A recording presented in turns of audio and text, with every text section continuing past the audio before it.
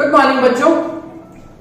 तो हम सेल्स के कॉम्बिनेशंस के थियोरी डिस्कस कर रहे हैं।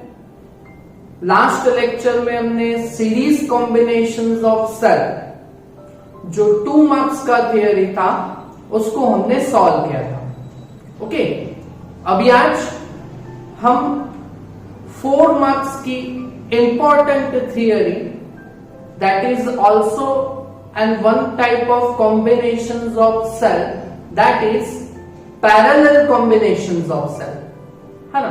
तो उसके लिए इक्विवेलेंट ईएमएफ का इक्वेशन डेराइव करेंगे। Okay, this is important theory है ना। सो आराम से वीडियो बराबर देखिएगा, समझिएगा। 2 या 3 बार, जितनी भी बार देखो, उसके बाद रफ पेज पे इसका कैलकुलेशन सॉल्व कीजिएगा। It is fully calculation based theory.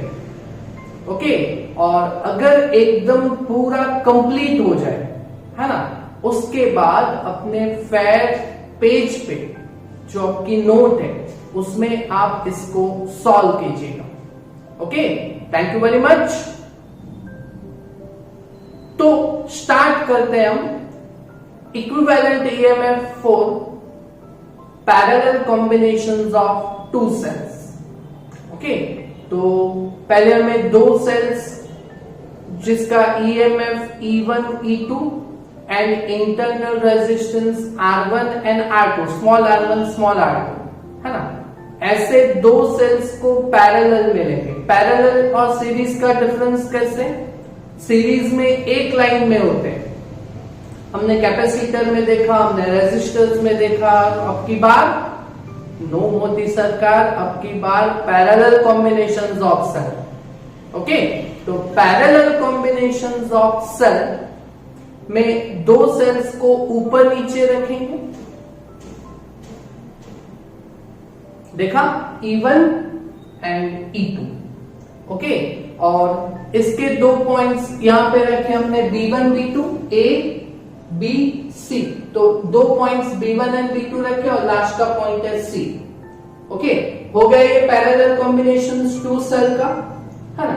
इसका इक्विवेलेंट अगर हमें देना है तो last A and C point के बीच में 2 सेल्स का इक्विवेलेंट सेल दैट इज उसका ईएमएफ E इक्विवेलेंट। ओके, और उसका internal resistance equivalent that is small r equivalent. Okay, तो ये समझ में आया। कॉन्सेप्ट नंबर 2, सीरीज कॉम्बिनेशन में एक ही लाइन रहता है तो करंट सेम होता है बट वोल्टेज का डिस्ट्रीब्यूशन रहता है।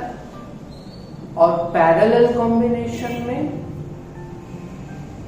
2 रास्ते पड़े ना, है ना, तो रास्ते चेंज हो रहे हैं तो करंट भी चेंज होगा।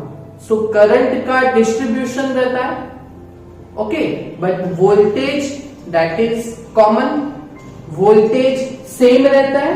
ओके, तो वोल्टेज सेम रहता है और करंट का डिस्ट्रीब्यूशन रहता है, तो हम उस तरह से पहले यहां पे करंट का डिस्ट्रीब्यूशन देखेंगे। ओके, तो 2 सेल्स हैं तो 2 सेल्स के 2 करंट रहेंगे, पॉजिटिव में से करंट निकलता है। ओके, सो यहाँ पे जो फर्स्ट सेल है ईएमएफ E1 वाला, तो उसके पॉजिटिव एंड में से जो करंट निकलेगा दैट इज I1, और E2 ईएमएफ वाला जो सेल उसके पॉजिटिव एंड में से निकलेगा करंट I2।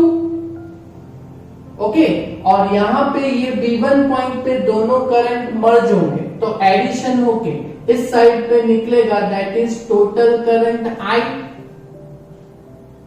बोलो समझ में आया ये है ना। अगर ये भूलोगे करंट को सर्किट में तो आपका आधा मार्क्स कट होगा है ना। तो ऐसे का ऐसे यहाँ पे ये तो टोटल सर्किट है, इक्विवेलेंट सर्किट है, तो यहाँ पे जो पॉजिटिव में से करंट निकलेगा that is total current that is I।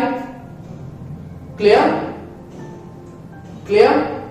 Okay, तो यहां पे ये हो गया पैरेलल कॉम्बिनेशंस ऑफ सेल का सर्किट। तो अगर पैरेलल कॉम्बिनेशंस ऑफ सेल का डेफिनेशन देना हो तो आप कैसे दे सकते हो? तो देखो, positive ends of cells are connected at one point that is B1 and negative ends of cells connected at another point that is B2। इस टाइप का अगर कॉम्बिनेशन हो तो उसको हम कहेंगे parallel combinations of cell. Okay, तो definition अगर देना है ना तो कैसे देंगे? If positive ends of cells are connected at one point and negative ends of cells are connected at another point, then this type of combination will be called as parallel combinations of cell. Clear? That is definition. And in above circuit, two cells of EMF E1 and E2 and internal resistance R1 and R2 are connected in parallel combination. Okay? Okay. अभी यहां पे हम अपना terminal voltage और EMF के बीच का relation यहां पे डिस्कस करेंगे। जैसे हमने सीरीज कॉम्बिनेशन में V is equal to E, charge होता हो तो प्लस आई है, डिस्चार्ज होता है तो माइनस आई है। यहां पे भी सेल्स में से करंट इमर्ज हो रहा है, करंट एग्जिट कर रहा है, निकल रहा है, तो यहां पे भी ये दोनों सेल्स का डिस्चार्जिंग ही हो रहा है। ओके, तो पहले सेल के लिए potential that is terminal voltage V is equal to terminal voltage, तो पैरेलल कॉम्बिनेशन है तो वो तो वोल्टेज कॉमन ही रहेगा, सेम ही रहेगा। ओके, पैरेलल कॉम्बिनेशन में वोल्टेज सेम रहता है। ओके, तो पहले ये दो पॉइंट्स के बीच में potential difference that is now VB1 minus VB2। Okay, इन दोनों पॉइंट्स के बीच potential difference VB1 minus VB2, वो तो पोटेंशियल वोल्टेज तो सेम ही रहेगा दैट इज V। ओके, और टर्मिनल वोल्टेज और ईएमएफ के बीच का रिलेशन क्या है? तो V is equal to E, दोनों सेल्स डिस्चार्ज ही हो रहे हैं तो V is equal to E minus आइए। आपको ये तो आ ही रहा है ना, ये इक्वेशन है ना डिस्चार्जिंग के लिए। ओके, तो टर्मिनल वोल्टेज तो सेम रहेगा तो V इज इक्वल टू पहली सेल के लिए E1 और R1 वाला है तो यहाँ पे E1 R1 और उसका करंट I1 है। Okay, clear? ओके, यहां से हम क्या करेंगे? तो यहाँ पे करंट का डिस्ट्रीब्यूशन हो रहा है तो करंट को यहां से सब्जेक्ट बनाएंगे दैट इज I1 को, है ना। तो I1 को अगर हम सब्जेक्ट बनाए तो माइनस I1 R1 अगर लेफ्ट साइड पे जाएगा तो प्लस I1 R1 और प्लस V इस साइड पे जाएगा तो माइनस V, तो E1 माइनस V। ओके, तो करंट का इक्वेशन क्या बनेगा? That is I1 is equal to R1 यहाँ पे मल्टीप्लीकेशन है तो यहाँ पे आएगा तो डिवीजन में आ जाएगा E1 माइनस V के साथ, तो I1 is equal to E1 minus V divide by R1 that is called equation 1। Okay, similarly है ना, सिमिलरली अगर इस E2 EMF वाले की बैटरी के साथ सेम करना हो तो VB1 minus V2 that is terminal voltage V is equal to E minus IL, ये भी डिस्चार्ज हो रहा है तो उसके लिए करंट I2 का इक्वेशन बनाएंगे। ओके, तो सिमिलरली I2 का इक्वेशन क्या बनेगा, है ना। I2 का इक्वेशन क्या बनेगा? जहां पे 1 है वहां पे 2 आएगा। ओके, तो I2 का इक्वेशन क्या बनेगा? I2 is equal to E2 minus B divide by R2 that is equation number 2। Clear हो गया? I1 और I2 का इक्वेशन जो डिस्ट्रीब्यूशन हो रहा है यहाँ पे करंट का। ओके, तो सीरीज कॉम्बिनेशन में वोल्टेज का डिस्ट्रीब्यूशन हुआ था so V is equal to V1 plus V2 किया था 2 सेल्स के लिए। यहाँ पे करंट का डिस्ट्रीब्यूशन हो रहा है, तो current that is total current I is equal to I1 plus I2। Okay, तो यहां पे करेंगे हम now I is equal to I1 plus I2, ये करंट का डिस्ट्रीब्यूशन यहां पे। ओके, चलो सिंपल कैलकुलेशन है ना। यहां तक का ये फिजिक्स आपको समझ में आया, ये इक्वेशन वाला करंट का डिस्ट्रीब्यूशन हो रहा है, तो करंट I1 और I2 के इक्वेशंस बना दिए हमने, है ना, जिसको यहां पे हम रखेंगे, है ना। तो I is equal to I1 का इक्वेशन क्या है, 1 और 2 को यहां पे प्लेस करेंगे, तो E1 minus V divide by R1 plus E2 minus V divide by R2। Okay, तो I is equal to, okay, तो यहां पे R1 और R2 दोनों के डिवाइड में है, तो यहां से हम क्या करेंगे, है ना, तो R1 ये दोनों के डिवाइड में है, तो ऐसे लिख सकते हैं E1 by R1 minus V by R1, okay, plus E2 by R2 minus V by R2। हो गया यहां तक का। ओके, अभी ईएमएफ वाला कंबाइन करेंगे और वोल्टेज वाला कंबाइन करेंगे। ओके, तो कैसे होगा, तो I is equal to EMF वाला, तो E1 बाय R1 और ये term plus E2 by R2। Okay, और वोल्टेज वाले ये जो दो टर्म्स है उसमें से वोल्टेज V टर्मिनल वोल्टेज को कॉमन लेंगे, तो माइनस V कॉमन, तो ब्रैकेट में क्या आएगा 1 upon R1 plus 1 upon R2।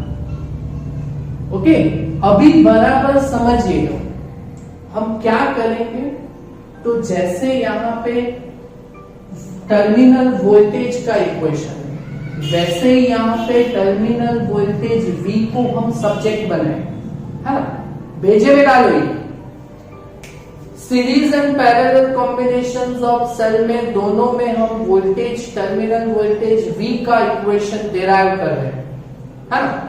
Okay, तो यहां पे हमें V को सब्जेक्ट बनाना है ना, तो क्या करेंगे, तो ये फुल मैथमेटिक्स है ना, प्रैक्टिस से आया, देख के नहीं आया, सो इसीलिए बोल रहा हूं थोड़ा रफ पेज पे ये पूरा कैलकुलेशन समझिए, है ना, because this theory was asked in last exam, board exam, okay, and that is for 3 to 4 marks, है ना। so this is important theory, so आराम से सॉल्व कीजिएगा, है ना।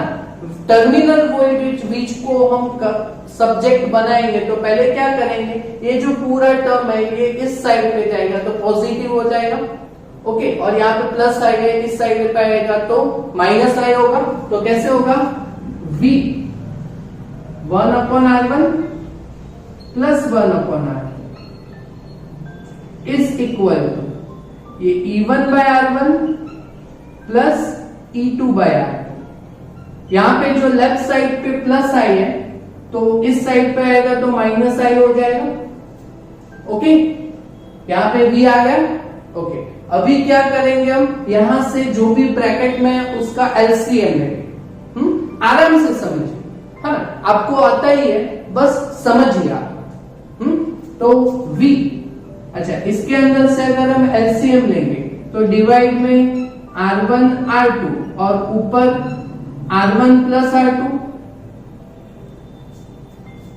क्या, वैसे ही सिमिलरली यहां पे एलसीएम क्या निकलेगा, डिवाइड में R1 R2 का मल्टीप्लीकेशन R1 R2, ओके, तो ऊपर क्या आएगा E1 क्रॉस मल्टीप्लीकेशन, E1 के साथ R2 मल्टीप्लाई होगा, तो E1 R2 plus E2 R1, okay, और माइनस R2, क्लियर, है ना। अभी V को हम सब्जेक्ट बनाएंगे, तो that is V is equal to ये पूरा जो टर्म है वो यहाँ पे मल्टीप्लिकेशन में आ जाएगा। वैसे तो ये डिवीजन में आएगा, है ना। तो डिवीजन में ये R1 R2 bye R1 plus R2 multiplication यहाँ पे करेंगे। तो ये जो टर्म है जो ये पूरा यहाँ पे मल्टीप्लाई हो जाएगा उल्टा, है ना, पर दोनों टर्म्स के साथ मल्टीप्लाई होगा, है ना। तो देखो कैसे करते हैं, E1 R2 plus E2 R1 divided by R1 R2, इसके साथ ये टर्म मल्टीप्लाई होगा पर उल्टा। ओके, तो R1 R2 divide by R1 plus R2। Text में देखोगे आप तो बहुत से स्टेप्स डायरेक्ट किए गए हुए, है ना। बस यहां से पूरा समझना है, आपको सॉल्व करना है। ओके, तो ये पूरा यहाँ पे उल्टा मल्टीप्लाई होगा, बट इसके साथ भी मल्टीप्लाई होगा ना माइनस आई के साथ, so minus I. Similarly R1 R2 divide by R1 plus R2। Okay, चलो यहां से कैंसलेशन टर्म क्या रहेगा, तो that is R1 R2। Clear? Okay, तो यहां पे ये कैंसिल हो गया, तो that is V is equal to, बोलो ब्रैकेट में क्या आया, तो E1 R2 plus E2 R1 divide by R1 plus R2। Clear? Minus I R1 R2 divide by R1 plus R2। Okay, तो ये रेजिस्टेंस पैरेलल कॉम्बिनेशंस के लिए ही है, टू सेल्स के लिए।